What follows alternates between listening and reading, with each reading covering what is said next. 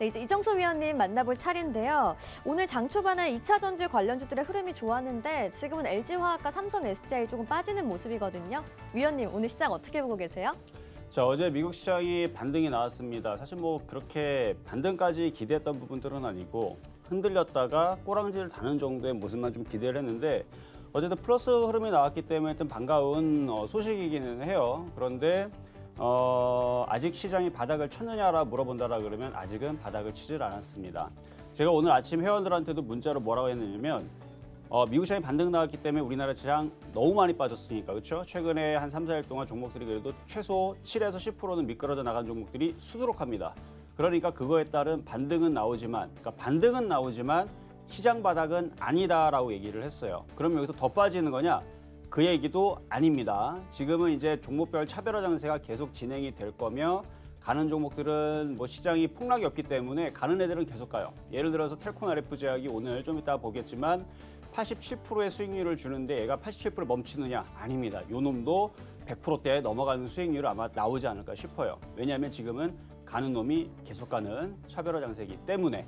자, 그러면 시장의 흐름을 우리가 한번 차트의 흐름으로 한번 돌려서 코스피, 코스닥을 보면서 다시 한번 더 말씀을 드릴게요. 자, 일단 첫 번째, 지난주 금요일 날에서 여러분들한테 시장이 조정을 받을 것이다 라고 여러분들한테 얘기를 했죠. 조정을 그래서 받고 있는 겁니다.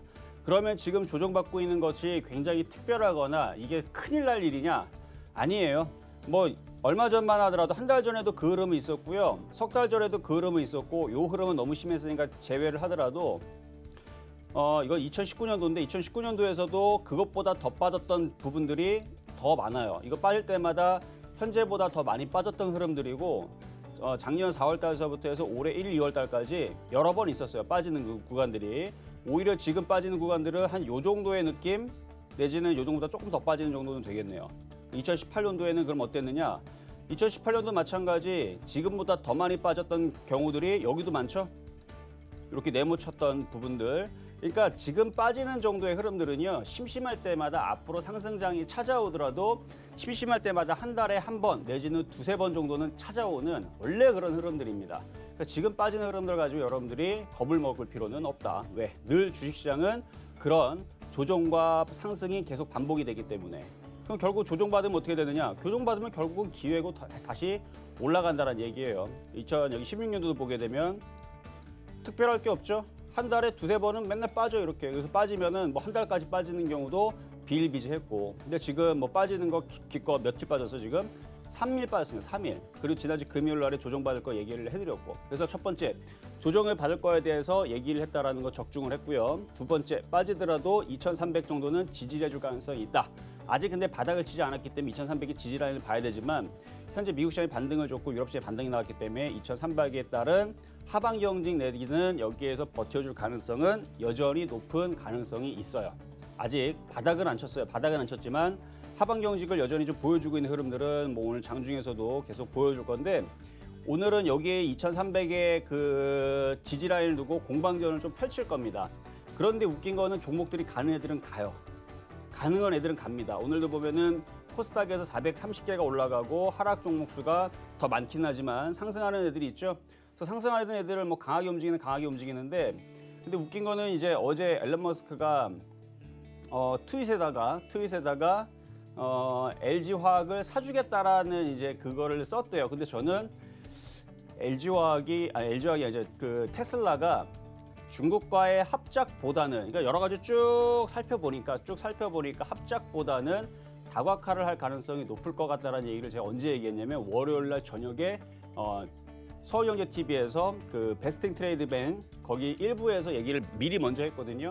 아마도 배터리데이 공개가 되게 되면 뭐 신기술에 대한 얘기를 할 건데 근데 생각보다 그런 신기술에 대한 얘기는 별로 없었어요. 그래서 아마 기대감이 실망감을 바뀌면서 이제 테슬라 주가가 좀 빠졌던 것 같은데 근데 어제 미리 그 LG화학과 그다음에 세계적인 다른 배터리 회사의 그 다각화를 하겠다라는 이슈가 됐기 때문에 사실 그게 호재가 됐던 건데 어제 그게 제가 방송을 마무리할 무렵 그래서 10시 반에서 10시 50분 사이에 얘기가 나왔는데 먼저 제가 얘기를 했다라는 거.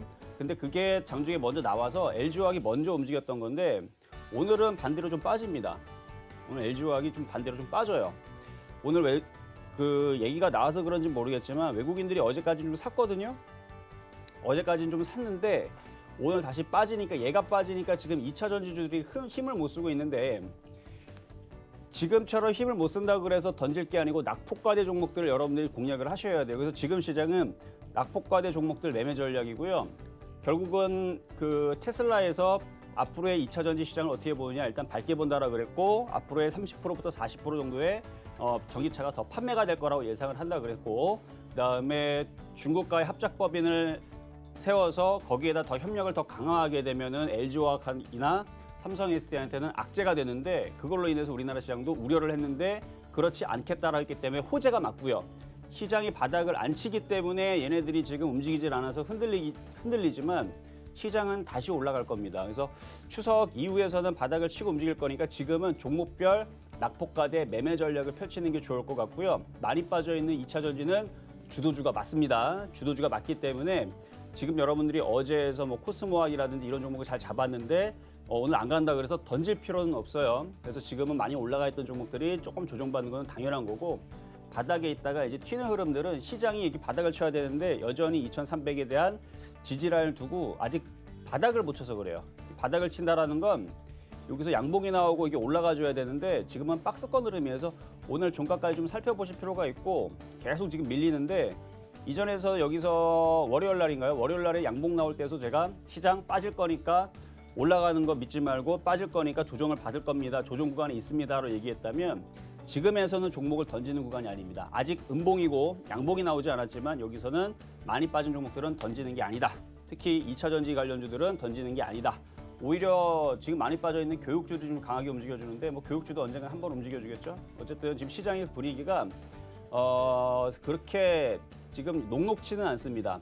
하지만 지금 시장 변곡점이 굉장히 중요한 구간이기 때문에 여기에서 여러분들 대응을 어떻게 하냐에 따라서 또 다른 제2의 초록뱀이라든지 또 제2의 후성이라든지 아니면은 텔콘 RF제약 같은 종목이 결국은 또 태어날 거거든요.